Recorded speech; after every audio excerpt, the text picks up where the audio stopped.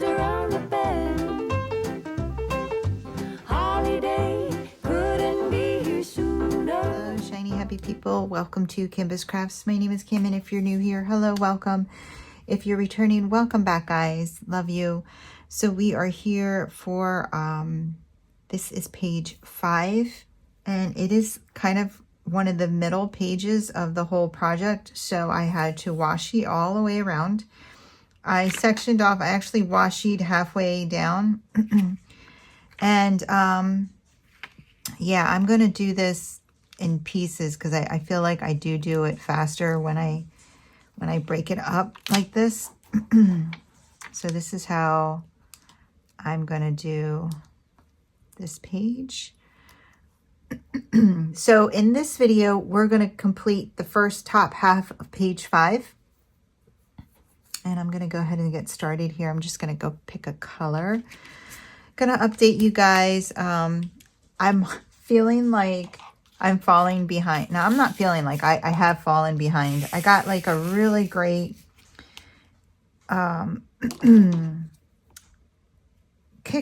to this, and I was doing really well, and I was like really on track. And then I got sick, and I was sick for a couple days, well, a few days, and then I had family visit from out of town, and I spent like entire days with them, so I got pretty much no diamond painting done. And it's just hard because you know, I can't work on this project unless I can be recording, and I can't be recording if I'm editing, and you know, the same old spiel.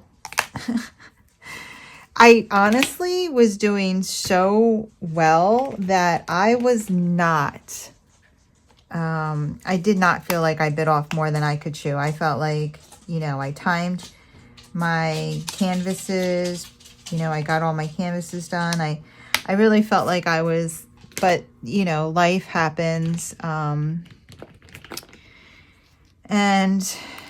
I wasn't expecting either of these visits. And, you know, you make time for family and stuff like that. So, and of course, you never expect to fall ill. So, you know, my house is a mess. I'm a mess. All the things. It's falling apart, guys. It's falling apart. I'm just kidding. And, you know, of course, work, and it's just a lot of things that have been going on. December is just such a crazy month all the time. I don't think, maybe this is why, I'll be honest with you guys, Christmas has never been my favorite holiday ever as an adult. And I'm thinking this is probably why, because like subconsciously, you know, it's so much work. And yeah, I still have Christmas gifts and shopping to do. I didn't even decorate my house. My daughter did it. She put my tree up. She did all the things for me. She's so cute too, because I woke up that morning and I came out, and it was, I mean, she did such a great job. She just put all of our decorations out, and it looks adorable. She did a fantastic job. And then I go back in my room, and above my bed, she came into my bedroom when I was sleeping and taped above my bed, my headboard, this like Christmas wreath that she made when she was a little girl in school as a project for me. And in the middle of the wreath has her picture of when she was, you know, in that grade. I guess the teachers took pictures. The teacher took a picture of each student, and then printed it for them to put into this project. It's such a cute project. I love when teachers do those kind of projects.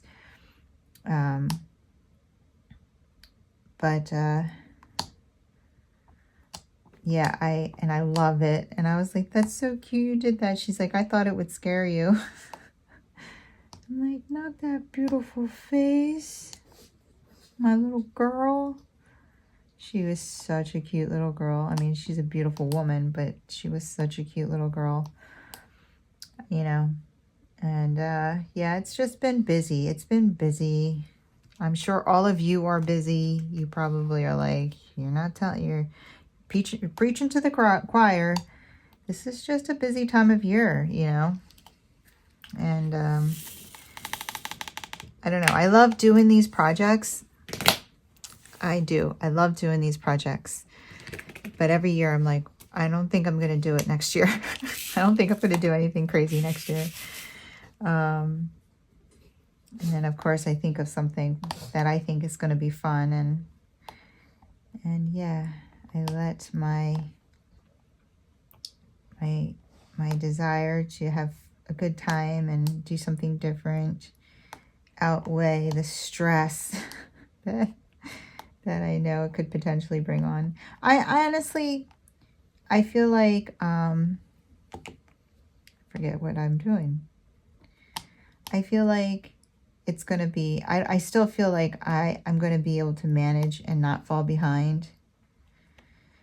But we'll see. We'll see. You know, I'm going to do my best. And I know you guys, everybody's been very gracious in telling me, you know, it's going to be okay. So the two family members that came to visit were my two aunts. They both live in Washington State now. And they weren't here together. The one flew out for a function, and the other one flew out for health reasons. And I guess the one for the function, it was planned, but I didn't really know about it until, I don't know, maybe she did tell us like a month ago. But, you know, time just goes by so fast. I don't really remember, to be honest with you. But it's funny because my brother dropped the one off at the airport and then waited an hour and picked the other one up. Actually, he didn't even wait an hour because the plane that my one aunt flew in on was the plane that my other aunt took back. So I thought that was funny. But yeah, they're my only long distance relatives on my dad's side. So my dad was one of four. They're his two sisters. And I've always, my whole life, been very close to them growing up. And I told them, I was like, you know, I always knew that they loved me no matter how far away they lived. And I told them, you know, I thanked them for that because it's, I think, you know, hard, especially living that far away. But I have a lot of great memories of them, you know, when they lived here and when I would go visit them or they would go visit us. You know, when I was little, we would go out to California a lot. And a lot of times it was my aunt, you know, paying for us to go out and visit her.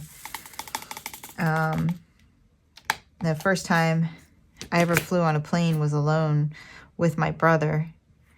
How old were we? Gosh, we were so young. We did a lot of things really young back then, you know, like a lot younger than we would be letting kids do things like that nowadays. But yeah, we were very young and I was scared, but my brother was always my hero. So I was never like completely scared because I always had him, and he was so smart, and you know, I always felt safe with him. So yeah, we flew to California by ourselves. I gotta ask him how old we were and get back to you on that. I want to say I was like 6, and I'm not lying. Like, I want to say I was 6, which means that he was only, he's only a year and a half older than me. So like, he was only 7. Maybe I was 7 and he was 8.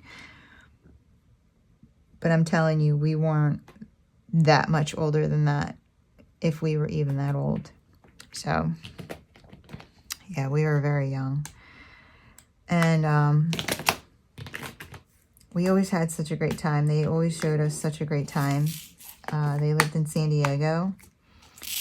Well, at that time, actually, they lived closer to LA. They didn't live in LA. They lived closer to LA.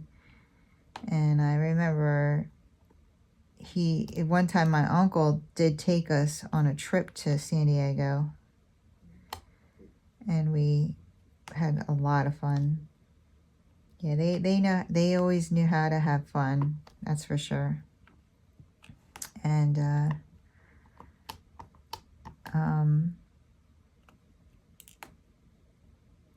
the one time they took us to Yosemite, and I'll never forget, that was an awesome vacation. They thought, because I was a teenager and I always had I had a Walkman. Remember Walkmans? I always had a Walkman, guys. If my Walkman died, I always got a new one, like right away. I needed my music, and I would have that on like 24/7, and I wonder why I can't hear very well now. Well, I wear my Beats in the gym, and yeah, it's bad. But yeah, I always had a Walkman on, and my aunt thought that I didn't really see anything because I always had this Walkman on. And we were talking like years later, and I was like, what are you talking about? I remember everything. I wrote everything down in my journal. I had a journal back then, and I like drew pictures of like the mountains, and it was so cool. There was like this one area where you climbed these rocks, and you just like, we were like jumping. I remember I felt like, I think I was 14 at the time. 14? I think I was 14 at the time, and I remember I was jumping these rocks, and I felt like I was like a superhero. And when we got to the top of the mountainside, we just jump. When we got to the top of the mountainside, there was a waterfall. It was so cool. There are pictures of all this, and we had them, and I don't know where they are now, but yeah, and we have pictures of us sitting at the bottom of the waterfall, and I could only put up to my ankles in it because the water was, basically melted snow from the caps of the mountains, the Yosemite mountains, and it was freezing. It was so cold. It was the coolest thing, though. And I remember, oh my gosh, we were so sore. Everybody, we woke up the next morning, we were so sore from climbing up there. We had, my aunt gave us ibuprofen. And then we went on a lake. It was called Bass Lake. And it was the first time I ever did like jet skis, and we called it Sea-Doos. And oh my God, we had so much fun. And my brother and I, we were like racing each other, and we actually crashed into each other. My brother was, I was like ahead of my brother. Or no, my brother was ahead of me. But because I was lighter than everyone, I was the fastest. So I could catch up to everyone. And my brother was ahead of me. And I was trying to catch up to him. And I was coming up on his left. I was coming up on his left side. And I remember he turned around and saw me, and I was like, like, and I was like gaining on him, you know. And then all of a sudden I'm like here, he's like here. All of a sudden he does a sharp left, and I literally rammed into him, and I flew over the handlebars. And we were luckily, of course, we had to wear life vests, and thank God we did too, because when I flew over him, I landed and I hit my butt on the back of his sea-doo.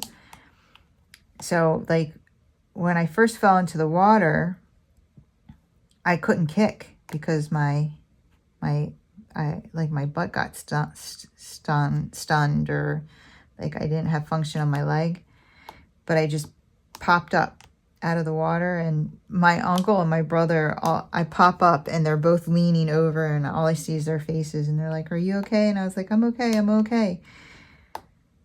So, I can't remember how I ended up on the back of my brother's.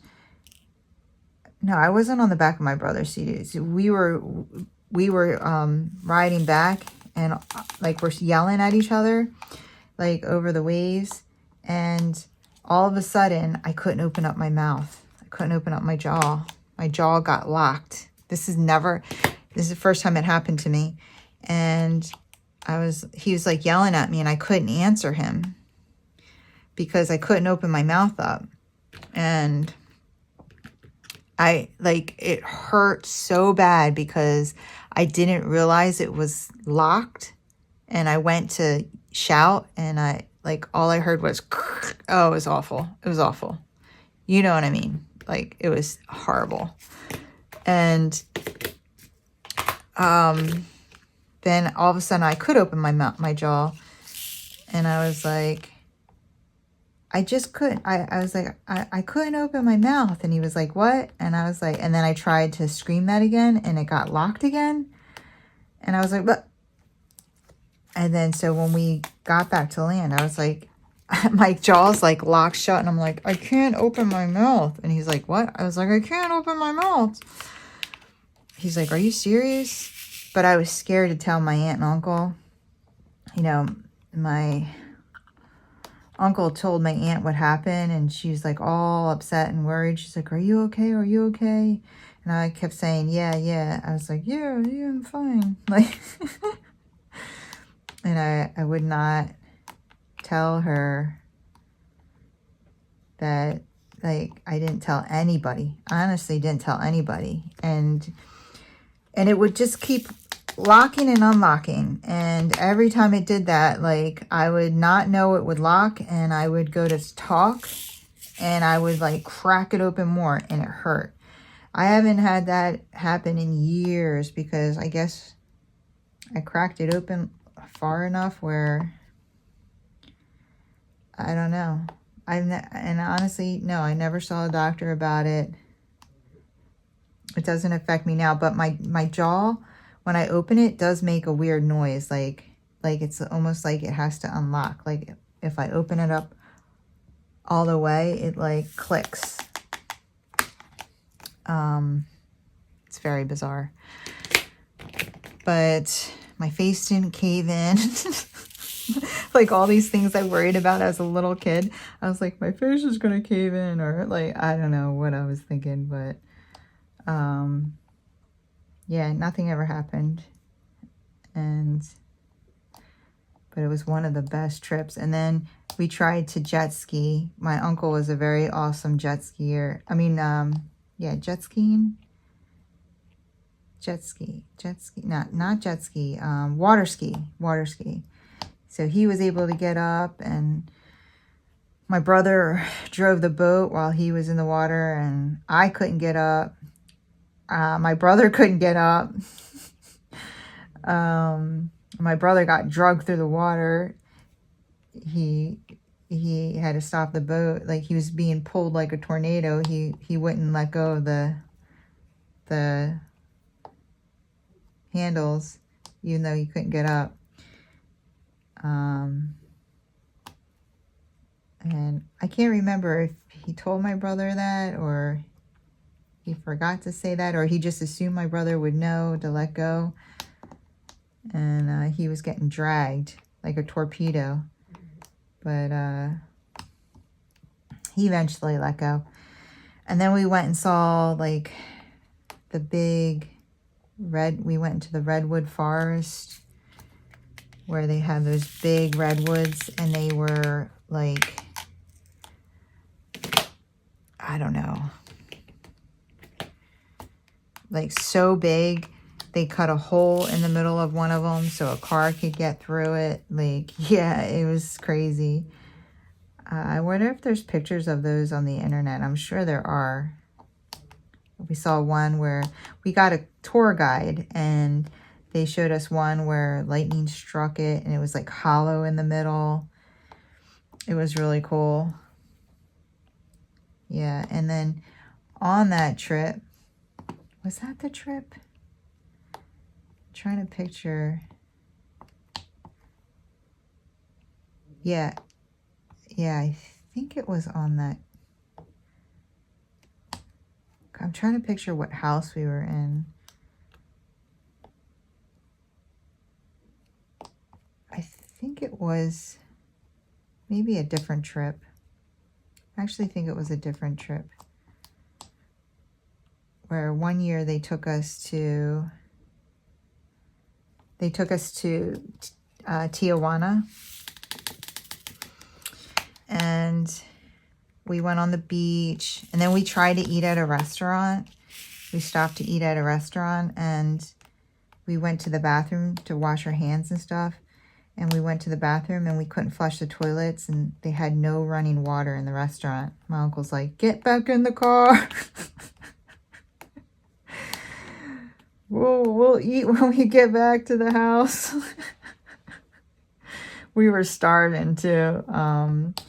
I think we packed like snacks and stuff, and we ate those on the beach. But like, we were really hungry, and we had to wait in this huge line at the border. And you know, he said, all you have to remember is to say you're from America. Whatever you do, don't say you're from Mexico. You're in Mexico. And I remember being so scared I was going to say the wrong thing, or just because I would get confused or something and get stuck there. But we were waiting in line. And while we were waiting in line, all these little kids were running from car to car with these little rags and like a bottle of, I don't know, it could have been water, but they were cleaning people's windows and like headlamps and stuff for money, and people were giving them change and everything. So we gave these kids like all the money we had. We didn't have any more cash on us. So they kept coming over. They kept running over to our car, and they would wipe down something, and then they would knock on the window. And my aunt finally says out of the window, she's like, "I'm sorry, we don't have any more money. We gave it all away." She's like, "All I have is soda." And he was like, "Soda? Soda?" And he screams something like, whatever he said, like they have soda, or, and all these kids start running. I mean, we were surrounded. We rented a minivan. The whole minivan was surrounded by kids, and my brother and I were passing them all of our soda. We had these like we had cans of soda, and we just gave all of our cans of soda out. And you know, I felt so bad because kids kept coming up when they were hearing what van was giving out soda. And we were like, we don't have any more. Like, it was sad. We had nothing left to give them. I felt bad. But yeah, it was an experience. We always had a lot of fun with them. So she came out, and you know, I always like to spend time with them whenever they're here. And I don't think she got to see my daughter this time, but she got to see my son. And, you know, they saw the videos from his graduation, and he showed up in his work uniform, like his polo work shirt and his vest. And she was like, you know, last time I was here, you were a young man, and now you're like a fully grown man. He had a beard, and like, can you believe my baby? Like, I remember going on a walk with her when he was just like 3 years old, maybe 2 years old, and her holding his hand as they're walking. I'm like, can you believe that this is him? Like, it's so crazy. Feels like yesterday. Time just, there's a fly. That scared me because, like, where did it come from and why is it here? You don't pay rent? No, I'm just kidding. Oh my goodness. All right, guys. I've been talking for 27 minutes. I am watching this really cute show. And the reason why I like to watch shows when I'm doing this and I haven't been watching my YouTube is because you can just click on it and it just goes and goes and goes. You don't have to, you know, find your next video. And I like that because, you know, only because I'm videotaping, you know, and there's not going to, it's just going to prolong my video if I constantly stop to look for a new program or whatever. So right now I'm watching this cute show called My Life with the Walter Boys.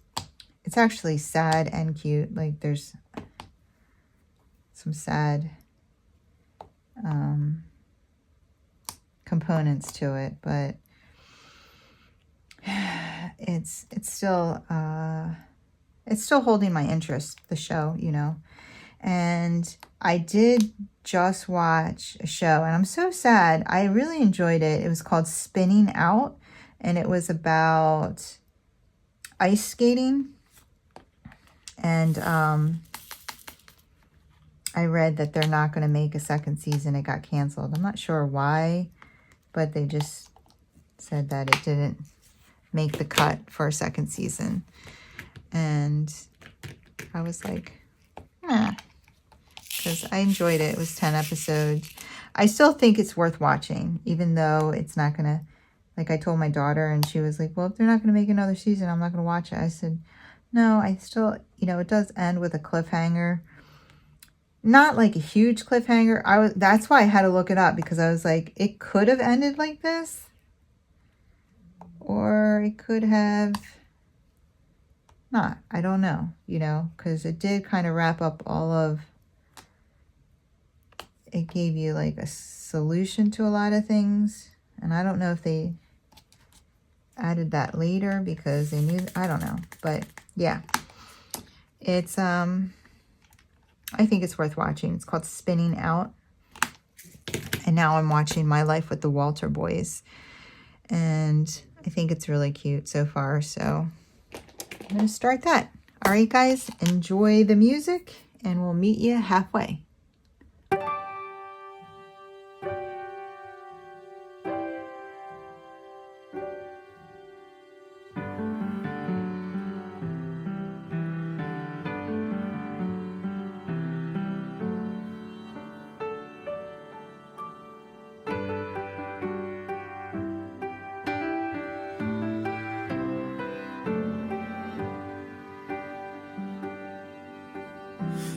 quiet evening, snow is falling, and from every window shines a light. Somewhere in the distance, drums are calling, but no one heeds their call tonight. Christmas, oh Christmas, how we long for you. Christmas, oh Christmas, let your message once again ring true.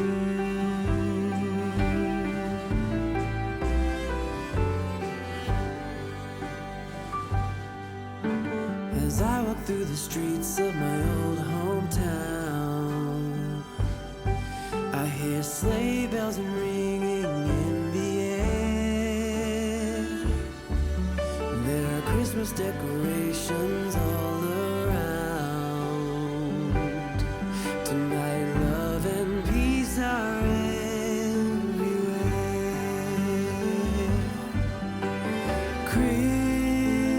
Christmas, oh Christmas,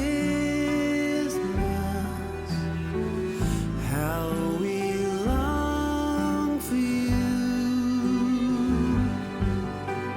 Christmas, oh Christmas, let your message once again ring true.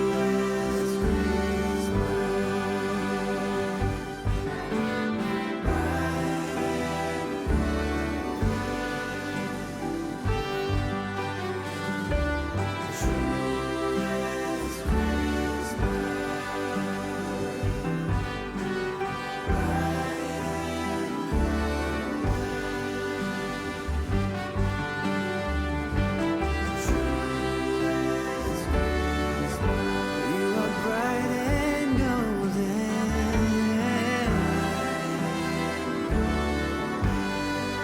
Let it snow, let it snow. Bright and gold.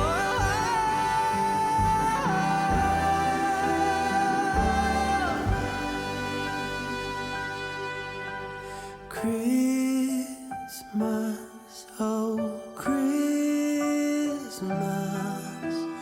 how we long for you.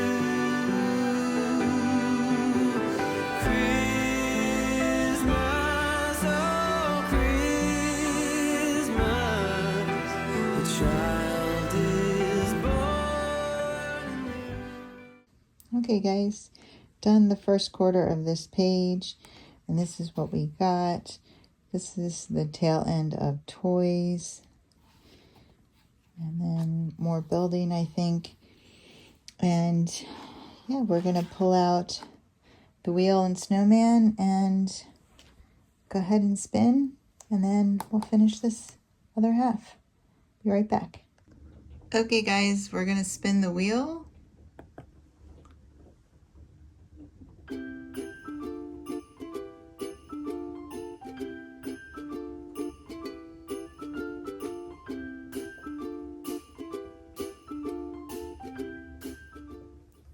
D. All right, we do have one D. All right, I'm going to remove D from the wheel.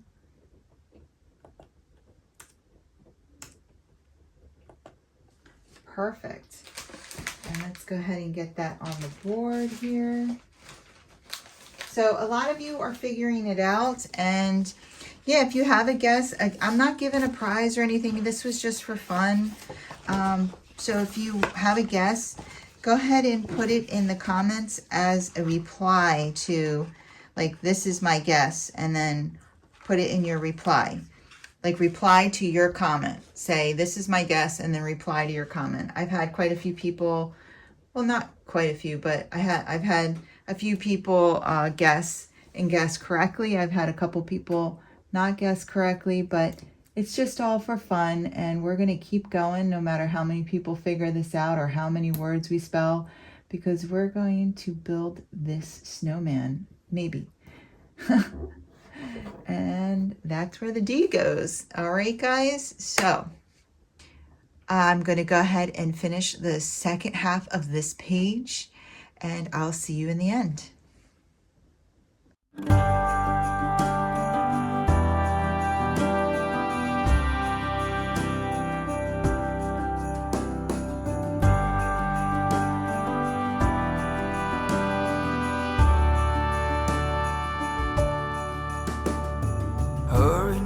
Hurry now, should have been done by now. Seems we're running late. Let's put the food on the table, fast as we're able. Guests are coming at 8.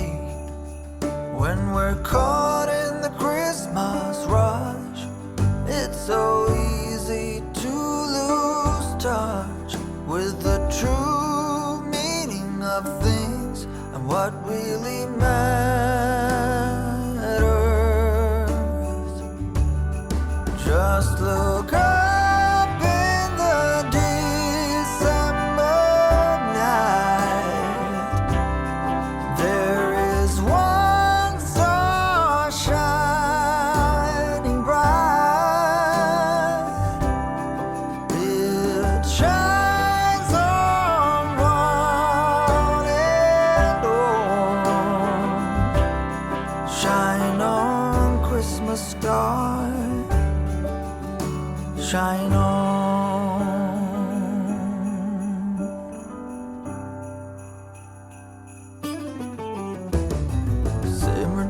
Simmer down, pass a big smile around. Now that everything is gold, the children hunker down to see what's hidden beneath the Christmas tree. Look but not touch, they're told. When we're caught in the Christmas rush, it's so easy to lose touch with the true meaning of things and what really matters.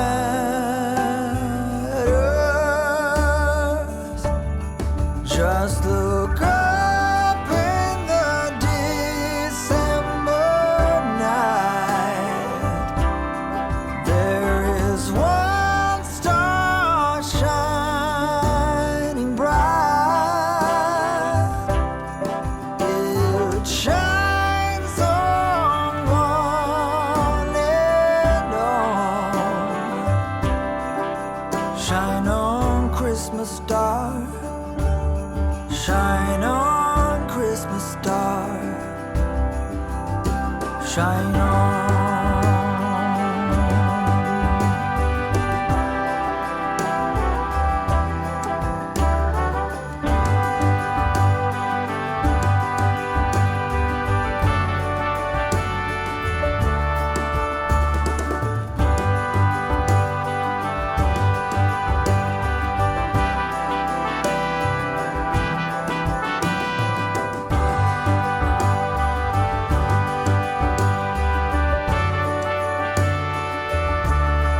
Look up in the December night.